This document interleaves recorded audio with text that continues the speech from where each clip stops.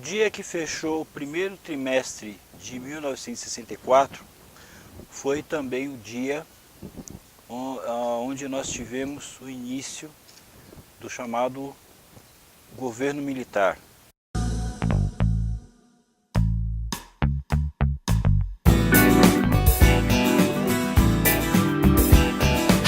Pensemos juntos.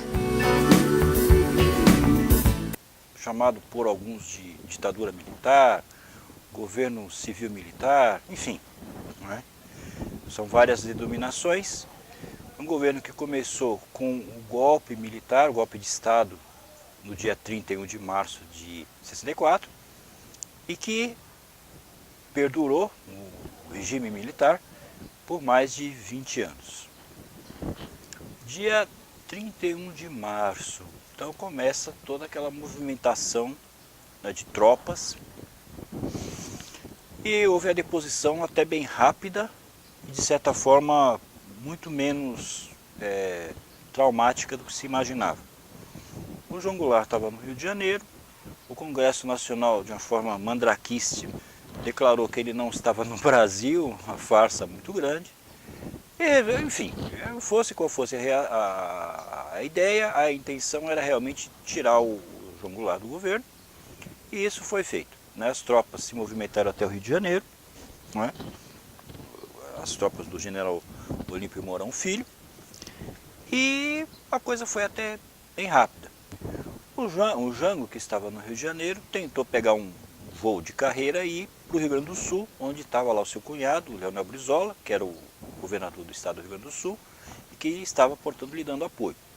Não conseguiu, foi aquela confusão, ele pegou o próprio avião presidencial, correndo o risco, inclusive, de ser abatido, né? E se dirigiu ao Rio Grande do Sul, e lá, inclusive, o Brizola e o Jango tiveram um desentendimento muito forte, porque o João Goulart ele entendeu que o negócio estava perdido, não tinha o que lutar. Já o Brizola não. O Brizola queria talvez repetir a atitude do Getúlio Vargas, né? Que nos anos 30 ele marchou rumo ao Rio de Janeiro e tomou poder instaurando a ditadura anterior, né? Que foi justamente a ditadura do Vargas, que foi de 30 até 1945. Muito bem. Então, esse foi um período muito conturbado ainda, né? Mesmo com a tomada do poder pelos militares, houve ainda foi uma coisa conturbada, não foi uma coisa fácil, e um assunto que ainda, para se falar a verdade, é um assunto que ainda não está resolvido na história recente do nosso país. Esta que é a verdade. Então, o que aconteceu? Foram vários os fatores, e eu não vou me alongar, vou apenas trazer aqui os aspectos mais importantes do que aconteceu naquele período, que foi um período realmente de muita turbulência, né? Já vinha, né, sendo um período de muita turbulência. Então, a primeira coisa que se fala muito no Brasil, que se aventa muito no Brasil, foi a participação estrangeira. E qual foi a participação efetiva das potências estrangeiras no golpe de 64? Eu diria que foi muito pequeno, tá? O governo americano ou o governo russo, no caso da União Soviética, eles não tiveram, a participação efetiva foi zero. O que não significa que havia, logicamente, interesses dos dois lados. E havia, logicamente, tanto aqui no Brasil, uma atuação muito grande por parte do consulado, a própria CIA chegou, lógico, é fato notório isso aí, a ter uma atuação indireta, né? Assim como os russos, que não mandaram tropas para cá nem nada disso, mas tinham sim agentes, muitos agentes, apesar que russos mesmo muito poucos, né? Mas existe uma documentação muito farta, comprovando tanto a participação dos americanos, participação indireta, eles não veio assim, ó, os americanos vieram aqui com as tropas, invadiram o Brasil, não houve isso. E quanto aos russos, a mesma coisa. A única participação que existia no Brasil já na época era a participação de guerrilheiros, tá? E isso não através da União Soviética, mas através de Cuba. Então, desde que o regime cubano de Fidel Castro tomou poder lá na ilha, então começou a haver essa troca, né, esse intercâmbio muito grande entre o governo cubano, que vários brasileiros acabaram indo para lá para fazer treinamento e muitos retornaram e começaram então campanhas de guerrilha no estilo do que tinha acontecido lá em Cuba. Então, primeira parte que eu devo dizer é isso, a influência externa foi uma revolução brasileira, foi um golpe brasileiro, ok? A população, é muito difícil saber exatamente, não existia na época tantas pesquisas, hoje em dia tem pesquisa para tudo, né? Se elas são confiáveis ou não é uma outra questão, mas tem pesquisa para tudo. Eu acredito, isso é a minha opinião, que naquele período, aproximadamente, eu calculo aí que 60% da população, no mínimo, era de direita. Pessoas, principalmente católicas, né?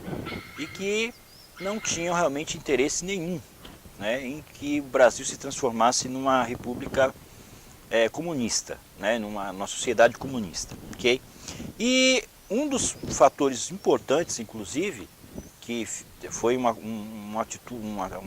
coisa que realmente pesou muito nessa questão toda do golpe militar, foi justamente no dia 19 de março, quando aqui em São Paulo houve a marcha, famosíssima marcha da família com Deus pela liberdade, né?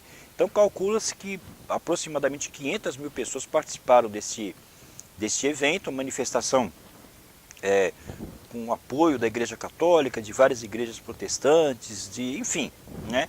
E foi uma manifestação de muito peso, né? Então deixou muito claro que o povo não queria saber do comunismo aqui no Brasil, né?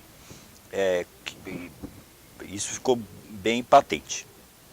E aí, dia 2 de abril, já tinha sido, né, transformado em fato efetivo, né,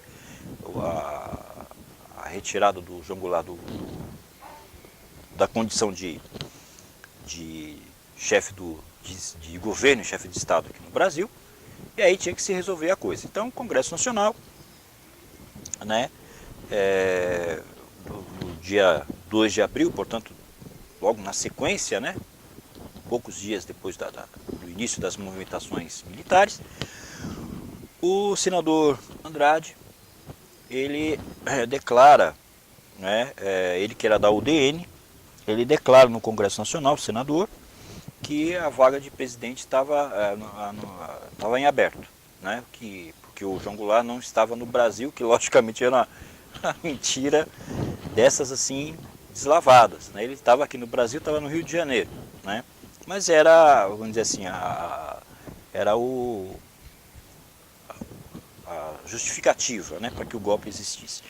E aí, declarada vaga à presidência, o Pascoal Ranieri Mazzilli, que era do PSD, ele que era o presidente da Câmara dos Deputados, ele então assume o poder como presidente interino, aí logo em seguida é feita uma votação no Congresso, né?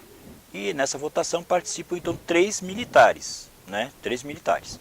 Então participam nessa eleição Eurico Gaspar Dutra, do PSD, que teve apenas 2 votos, né? Ele que já havia sido presidente anteriormente.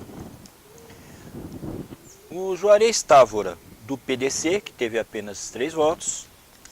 E o vencedor, que foi o Castelo Branco, que venceu com ampla maioria, 361 votos ali no Congresso Nacional. Então ele passou a assumir o governo e aí nós tivemos então o início desse período, né, efetivamente o período de governo militar, que iria até meados dos anos 80. Nós tivemos então 5 presidentes, começando com o Castelo Branco, depois nós tivemos o Costa e Silva, depois dele Médici, depois dele Ernesto Geisel e o último presidente militar, que foi o João Batista de Oliveira Figueiredo. Muito bem. Este período, ainda que a gente sempre diga assim, o período militar, ele foi um período de muitas mudanças. Cada presidente ele trabalhou de formas diferentes, houve muitas diferenças de um presidente para outro. Mas, no geral, o governo militar, ele teve algumas características, né? Então, primeira coisa foi a repressão, que logicamente já era de se esperar, que houve, né, no sentido de acabar com o comunismo, a tentativa de se estabelecer o comunismo no Brasil. Logo no primeiro momento, o Castelo Branco, ele já pegou pesado, né? Várias medidas de exceção foram tomadas, aí onde começam os famosos atos institucionais, né? E medidas de exceção que foram tomadas, várias, né? A Constituição praticamente foi deixada de lado, e aí entra um fator muito interessante, porque vários políticos, né, como por exemplo os mais notáveis, né, como Miguel Arraes, que era governador, né, no Pernambuco, acabou sendo tirado do poder. O Leonel Brizola, que era governador do Rio Grande do Sul, também teve seus direitos, foi cassado e tal. E lógico, o João Goulart, não precisa nem dizer. E um dos detalhes que me chamou muita atenção é que uma figura a qual eu já me referi a ele várias vezes nos outros vídeos, que é o Marechal Lott, ele foi preso, ele chegou a ser preso, né? E por quê? Porque ele era a favor do comunismo, ele era amigo, o defensor do João Goulart, do Brizola? Não, não é nada disso, é porque ele na verdade era uma pessoa que todo mundo já sabia. Ele era um defensor da ordem, da lei, da Constituição. Então, logicamente, os militares sabiam. Ele tinha era uma figura muito considerada, né, o Marechal Lott. Então, obviamente que logo de cara eles trataram de prender. Então foram lá prender. Ele não aceitou a princípio a prisão, porque mandaram um oficial de patente menor que a dele. Então ele não se rebelou contra a prisão, mas ele não aceitou que um oficial menor que ele, patente menor que a dele, o prendesse. Depois mandaram um outro general lá e aí ele ficou preso alguns dias, depois ele foi solto quando o golpe já tinha se configurado e aí praticamente foi uma voz neutralizada, né? Enfim, e aí começa esse período todo, período, como eu já disse, polêmico e muito turbulento na história do país, onde a princípio, né, com esse apoio popular, apoio da maioria da população brasileira, e com apoio também da mídia, né, os principais meios de comunicação na época, os principais jornais na época, o Globo e o Jornal do Brasil lá do Rio de Janeiro, assim como a Folha de São Paulo, o Estado de São Paulo aqui em São Paulo, entre outros periódicos importantes. O único periódico realmente de peso que foi contra o golpe foi o Última Hora do Rio de Janeiro. Foi o único que realmente se postou contra o golpe militar. A própria OAB apoiou, enfim, a Igreja Católica, de uma forma majoritária, apoiou. Então houve um apoio muito grande, o que é justificável, porque os empresários, você acha que eles iriam apoiar um sistema que iria acabar com a iniciativa privada? Não faria o mínimo sentido uma coisa dessa, não é verdade? Não faria. Mas o fato é que, a princípio, houve esse apoio maciço, né, da parte da mídia, da imprensa, dos empresários e tal, mas o que se esperava, na verdade, é que houvesse essa intervenção, que os militares colocassem ordem na casa, que estava uma bagunça muito grande, porque vivia-se a situação seguinte: ou o Brasil virava uma ditadura de direita ou virava uma ditadura de esquerda, né, ou virava uma ditadura no estilo Franco lá na Espanha, ou viraria uma ditadura de esquerda ao estilo Stalin, né, lá na União Soviética. Então era uma questão meio clara. E aí, lógico, a direita tomou a frente da situação, o exército veio à frente, e aí houve essa tomada do poder. Então, o que acontece é que o que se esperava, né, é que houvesse sim essa intervenção, mas que ela fosse uma intervenção que fosse rápida. E inclusive a princípio o Castelo Branco dizia isso. A ideia é que em 66 ao se cumprir o mandato que seria do João Goulart, que houvesse outras eleições e aí a situação voltaria à normalidade. Mas não foi isso que aconteceu. Os militares chegaram e aí não quiseram mais largar o osso.